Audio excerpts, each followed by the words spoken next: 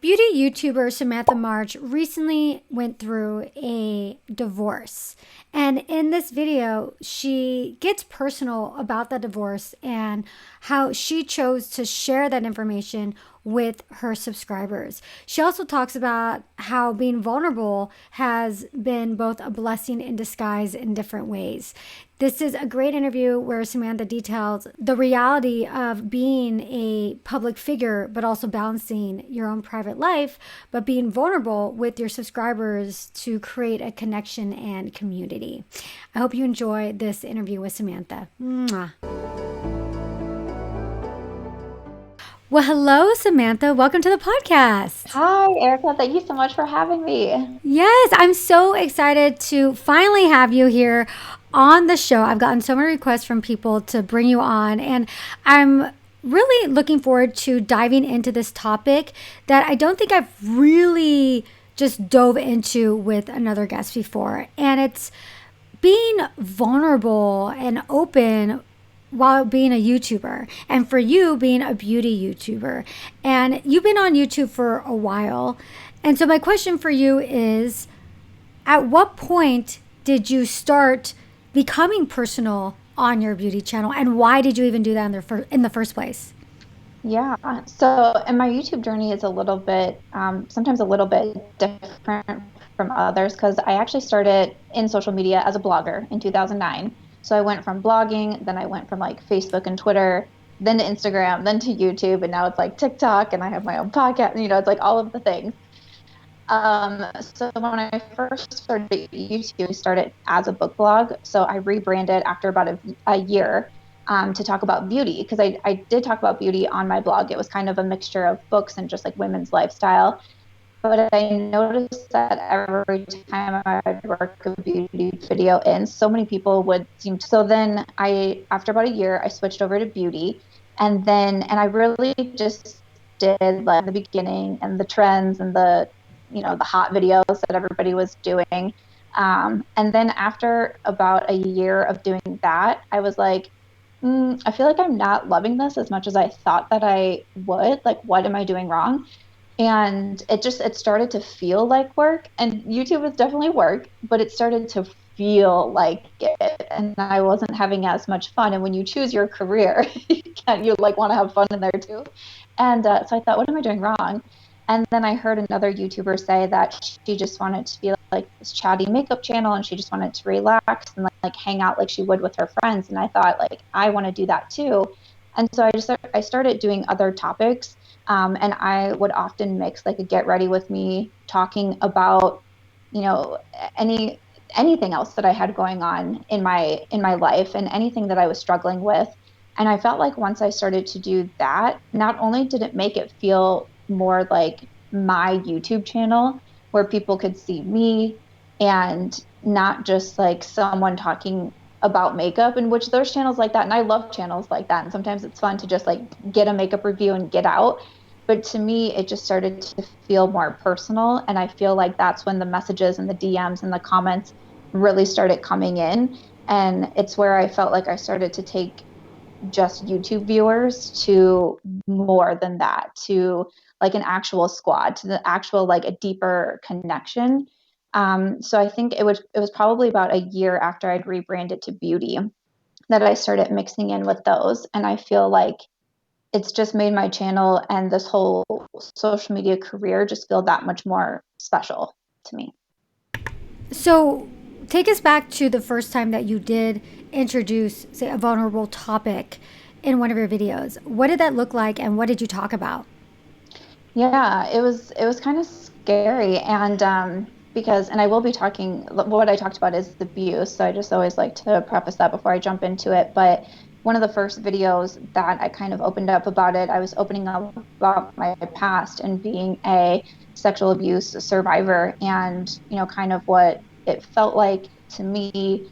And I even shared about how it impact on my whole family and that sort of thing. And it was definitely really scary for me to put out online because I'm also, I was also a blogger, but I'm also an author, and I have 8 published books. It goes into an abusive past, which is the character is not fully me, but at one point she does talk about this abuse, and that is my story. And I do revisit it again in my sixth book, and I give another perspective of the abuse. But obviously, it's had such a huge impact on my life. So I do work that into my books quite a bit. So even though I had already put it out there in that sort of public setting, I felt like it was so different putting it out on YouTube. And it just felt, I mean, it's the internet now at this point. Like, it's not just a book that someone has to go buy. It's a video that someone could just happen to stumble upon. And so it's just that much scarier to put it out there. But just like when I published that first book, when I published that first YouTube video, the messages from others saying that they had gone through something similar and they hadn't seen people talk about it yet in YouTube videos, that sort of thing. That's when I was like, people need to hear about more subjects. And I love so much that I get to connect with my audience about makeup, and the majority of my videos are straight makeup focused. But every once in a while, I throw something in there where we can talk about a different subject, and it just continues to astound me how many people write in saying thank you and saying that it makes them feel not as alone. And what I say back to them is the exact same thing. Like, because, when I was going through these certain situations, no one else around me had been. And I felt like such an outcast. I felt so different for so long. So to open up on the internet and to have so many people write back to me, I'm like, okay, I'm not the only one that went through this. And it makes me feel not as alone. So I feel like we're really just helping each other. So then how did you incorporate being being so vulnerable and talking about such a serious topic with makeup? Did you just make it its own video? Did you incorporate it in with another video, or how did that look like on your channel? Yeah, I mostly incorporated in with like a get ready with me, or even sometimes like a trying new makeup, but usually it was just like a straight get ready with me. So I was doing my makeup while also discussing the topic, whatever it may be. So that way it was like I was still working in the makeup while chatting about a more serious subject. Yeah. And by doing that, did you feel as if you were maybe, I don't want to say like compromising your YouTube channel, but do you feel that maybe in the moment you were doing it out of, it sounds like just having that connection and wanting to share, but were you also concerned at all that it might hurt your channel? Yeah, I was definitely nervous to do something in my eyes, like to do something different, because especially when I was first getting on YouTube, it was a lot of the same thing. Like, a lot of beauty YouTubers were doing the same topics, we were viewing the same products, hauling the same products. So just to do anything kind of outside of that did make me nervous. And then I wasn't sure if people would want to watch it, because it was like, I don't know if they care to hear about anything else that I'm talking about. So when those videos started to do well, like, I remember one of my videos is I did a get ready with me, but I talked about how I lost my best friend who was my maid of honor. Like, I lost her after the wedding, and it's the title is something like From Maid of Honor to Ex-BFF. That's still one of the more like higher viewed videos on my channel. I still get comments on it today. So it's just like little stories like that that people they can just relate to it, because everyone started writing in their wedding stories, whether it had to do with a friend or a mother-in-law or whatever it may be. People just were able to connect to it. So it just, yeah, it was scary, but I feel like it worked well. And I don't think I could make every video that way. And sometimes it's usually like once a month that I work it in there. Just because the algorithm, you have to think about like all of the things. Mm-hmm. But every once in a while when I can work it in, I like to. So it sounds like you had a very positive reception to you sharing some personal stories. Was there anything negative that came out of it? There's always like the negative comments that will come in, or like, on that, like, the wedding video, there was comments of like, you're just a bridezilla. I'm like, okay. You're like, Mm-hmm. there's always like going to be things like that. But really, for the most part, I feel like one of the most negative things about putting yourself out there is that it just gives more people more things to dislike about you. Like the more personality you show and the more personal that you get, it makes people mad for whatever reason it may be. And that's just with the internet these days and social media. Someone will always find a reason. Like someone will probably not like that I'm wearing an orange shirt. I mean, it's just like from the Yeah. smallest things that people can turn into a whole Reddit thread about you. So then when you open up about something that's a hardship in your life, people can take that, they'll interpret it whatever way they want to, whatever Hmm. suits them or whatever fits the narrative they want.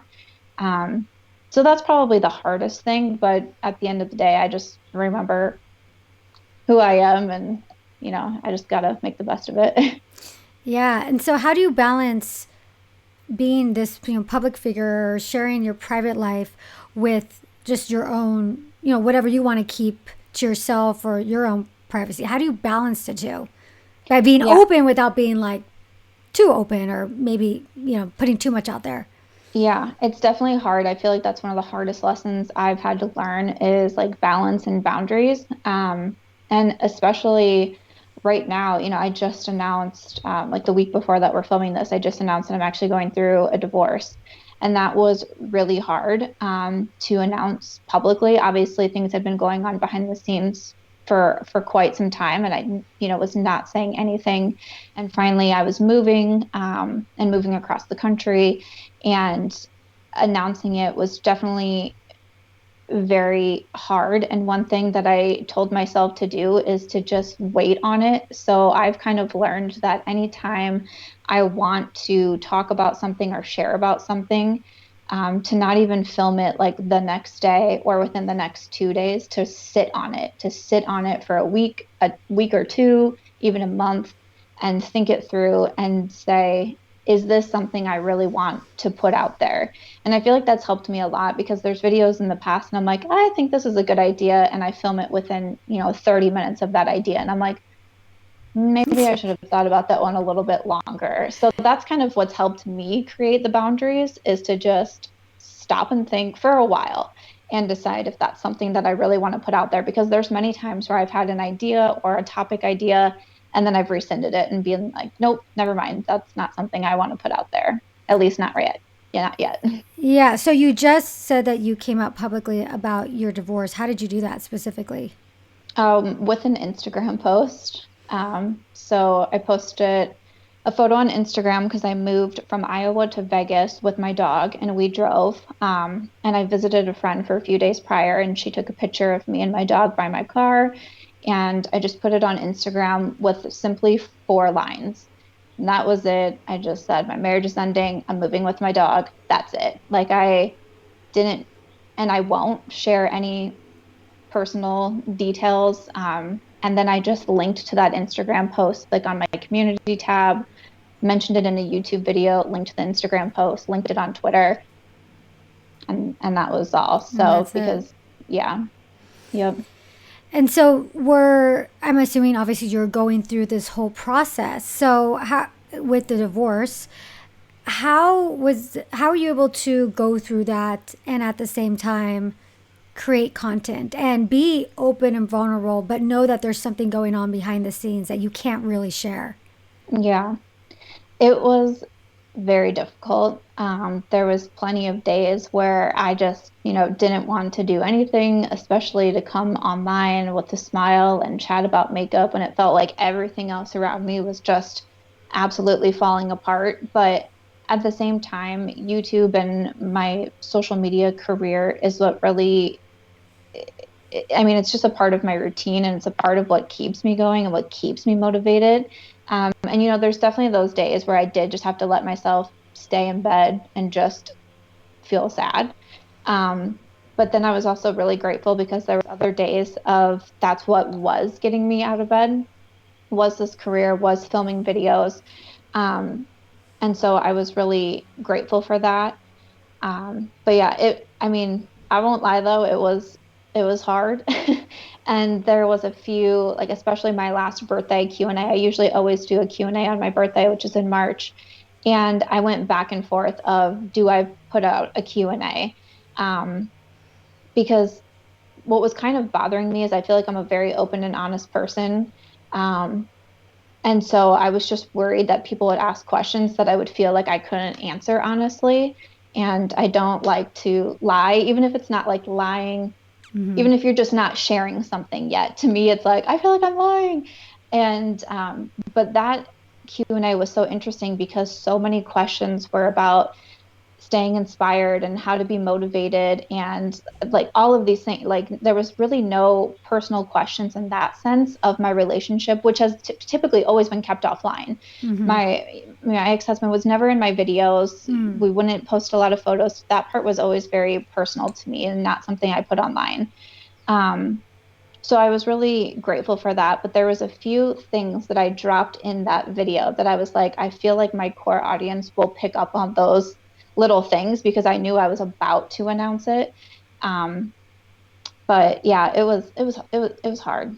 It was difficult, and there was definitely, I was very worried to post it and just what the response would be. And I had a conversations with my mom and my sister of like, okay, here's probably what people are going to start to say about me online. Like, here's how we can like handle it and deal with it.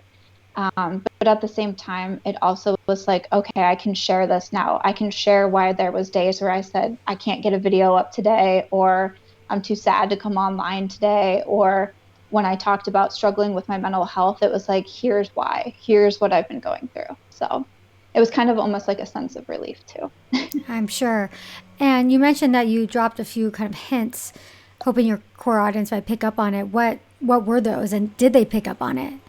Yeah, one of them, I get asked almost every time if I would ever leave Iowa. Like whenever I do a Q&A or anything like that, someone will always ask me, like, do you always plan to stay in Iowa? And I always say yes, because I was there for him and I was there for his family.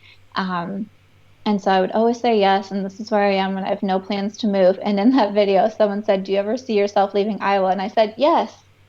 Yes, I do. And people are like, wait a second. She's never said she's going to leave Iowa. Why she say that she's leaving Iowa? So I thought that was pretty funny that some people did pick up on it because at that point I'd already had a place in Vegas ready to go, and I was about to start packing to move. So yeah. Right. And in picking up on that, the internet, people Sorry, I have a people dog. like to come up with their own theories on things. So, did anyone take that and kind of run with it and make up stories, or did they guess it correctly? Like, I'm sure you're probably interested in seeing the comments that people said. What were people saying? Yeah, and I didn't look too hard. Like, I'm not someone who looks at the Reddit threads with my name. Like, if I Googled something the other day, I think I was trying to find either a YouTube video or a blog post, and I Googled my name and either like a makeup brand or makeup product, and a Reddit thread popped up first, and I was like, nope, nope, nope, nope, nope. Like, not Yeah. interested in reading that stuff about me. Um, but also, one thing that was interesting through the divorce was at a certain point, I decided to stop wearing my wedding ring Mm-hmm. because it just was too painful, and I was only ever putting it on to film a YouTube video, and it was just painful to do. And I Yeah. was like, I want to stop doing this. Um, and I did start getting comments of, "Where's your wedding ring? Why are you not wearing your wedding ring?" So I actually filtered those words out of YouTube. I blocked Mm. the words wedding ring, ring, husband, all of those, blocked them. So that way I wouldn't have to see them and I wouldn't have to feel like, it's very strange of like why someone would ask that in a YouTube comment. Like if I haven't publicly talked about it, why Yeah. someone thinks I'm just gonna like be like, "Oh, hey, I'm getting a divorce," Yeah. in Yeah. the comments. Like it's just very odd to me. Yeah. So I just blocked those comments to try to help me with my own mental health as I was like trying to deal with everything.